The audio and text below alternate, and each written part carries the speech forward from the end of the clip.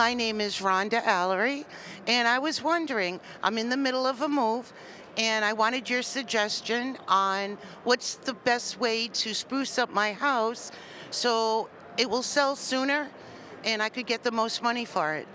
Well, Rhonda, I'm going to assume you're talking about sprucing up the house that you're leaving. Now, certainly getting it all cleaned up can go a long way. If you have carpeting, maybe rent a carpet machine or have the carpets cleaned. That's a great way to spruce things up. And how about a fresh coat of paint?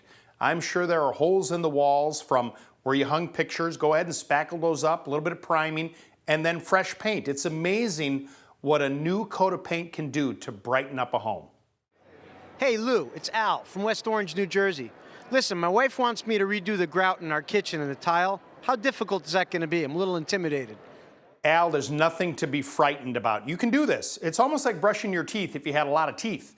Now you can go to the hardware store and there's grout removal tools, look like a giant toothbrush, and you scrape back and forth on the grout lines to remove the grout. It's a lot of elbow grease, but you have more control because you're doing it by hand. You want to make sure you get at least 1/8 of an inch of depth in that grout, so when you put the new stuff on there, there's room for it to grab on.